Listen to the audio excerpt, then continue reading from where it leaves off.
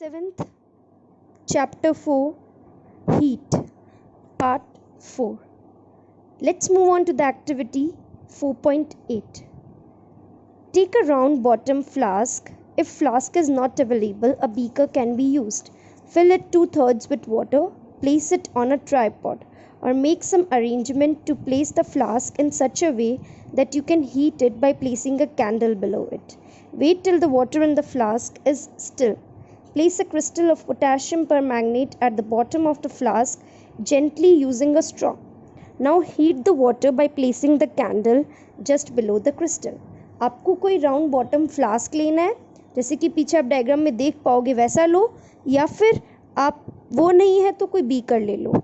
ठीक है. एंड उसके अंदर क्या करो, आधे से ज़्यादा उसके अंदर पानी फिल कर दो, 2/3 पार्ट में फिल कर दो एंड उसको एक ट्राइपॉड स्टैंड के अंदर रखो, उसके ऊपर रखो एंड इस तरीके से अरेंजमेंट करो कि वो फ्लास्क उसके ऊपर रहे एंड नीचे की तरफ आपका कैंडल रहना चाहिए ताकि आप उसको हीट कर सको.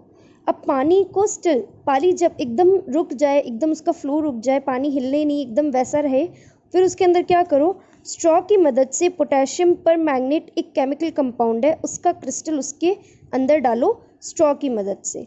अब आप क्या करो, हीट करो पानी को कैंडल से हीट करने की कोशिश करो.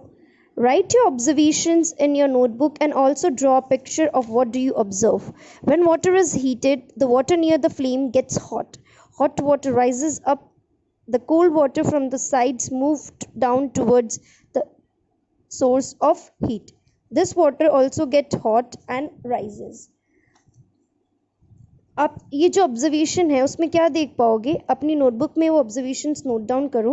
आप इसके अंदर ये देखोगे कि जो वाटर है हीट होने के बाद में वो क्या हो रहा है, वाटर धीरे धीरे हीट होने लगा, जैसे जैसे फ्लेम उसकी गर्म उसके बीकर तक पहुंचती है, जैसे जैसे हॉट हुआ तो उसका लेवल राइज हुआ.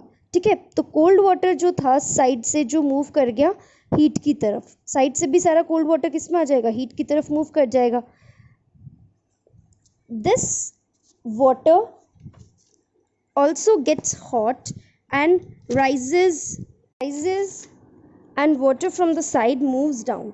This process continues till the whole water gets heated. This mode of heat transfer is called known as convection.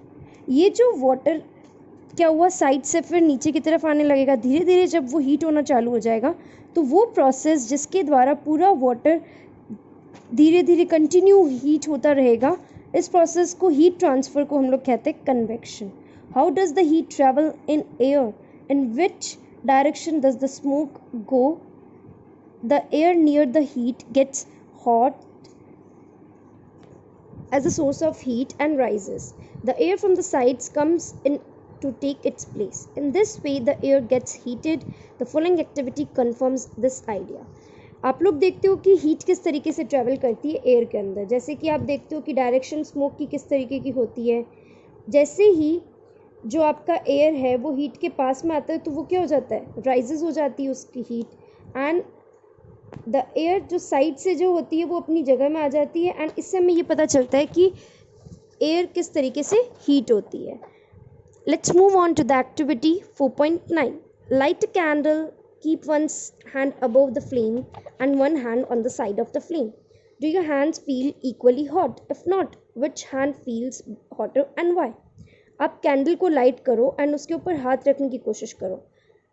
आप क्या करो, ऊपर की तरफ हाथ रखो, एक हाथ ऊपर की तरफ रखो, एक हाथ साइड में रखो, जैसे आपको इस फिगर में देखने को मिल रहा है. फिगर 4.10 के अंदर कौन सी जगह पे आपको हीट महसूस होगी, ये केयरफुली करना ताकि आपको कोई जल, आपका कोई भी हाथ का पार्ट है ना जल नहीं जाए. ठीक है. Notice that towards the top the air gets heated by convection. Therefore the hand above the flame feels hot. On the sides however there is no convection and air does not feel as hot as the top. आप क्या देखोगे कि ऊपर की तरफ आपको ज़्यादा hot महसूस होगा कंपैरेटिवली जो आपने साइड में हाथ रखा है उसका, क्योंकि एयर जो है वो ऊपर की तरफ जाएगी. That is the process of convection. उसके द्वारा हीट होगी एंड इसकी वजह से हमें ऊपर वाले पोर्शन के अंदर ज़्यादा हॉटनेस महसूस होगी. The people living in the coastal areas experiences an interesting phenomenon. People जो कोस्टल एरियाज़ के अंदर रहते हैं, कोस्टल एरियाज क्या होता है, जिसको हम लोग कह सकते हैं तटीय इलाके, जिसमें जहाँ पे क्या हो, आस पास में कोई नदी या फिर कोई पॉन्ड ये सब हो. During the day the land gets heated faster than the water. The air over the land becomes hotter and rises up.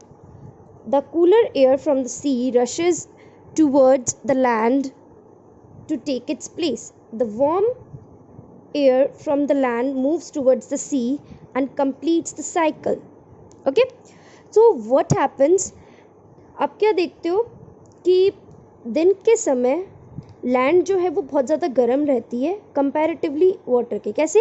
Land ज़्यादा जल्दी गर्म हो जाती है वाटर के मुकाबले.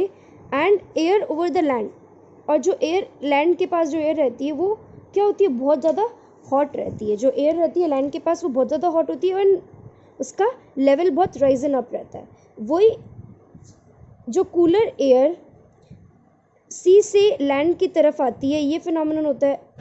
दिन के समय हवा क्या होती है, कूलर एयर सी की तरफ आती है, सी से फिर लैंड की तरफ आ जाती है. And the warmer air from the land moves towards the sea to complete the cycle. And जो गर्म हवा लैंड में थी वो सी की तरफ, सी की ठंडी हवाएं लैंड की तरफ, लैंड की गर्म हवाएं सी की तरफ. ये फिनोमेनन ऑकर होता है आपके दिन के समय. ठीक है? And this air from the sea is called sea breeze, और इस एयर को हम लोग कहते हैं sea breeze. To receive the cooler sea breeze the windows of the houses in coastal areas are made to face the sea. At night it's exactly the reverse. The water cools down more slowly than the land, so the cool air from the land move towards the सी. अब यही चीज़ आपकी opposite आपको night में देखने को मिलती है. Normally cooler sea bridge के लिए नॉर्मली कोस्टल एरियाज जो तटीय क्षेत्र होते हैं उनमें क्या कहा जाता है, उनकी जो खिड़कियां होती है वो लगभग आपके सी की तरफ फेस कहीं भी बनी रहती है ताकि अच्छी हवा आती रहे. नाइट के समय एग्जैक्टली इसका उल्टा होता है. वाटर बहुत जल्दी कूल डाउन हो जाता है लैंड से, सो कूल एयर जो है वो लैंड से सी की तरफ जाती है. सो इसको कहते हैं हम लोग land breeze. When we come out in the sun, we feel warm. How does the heat from the sun reaches us?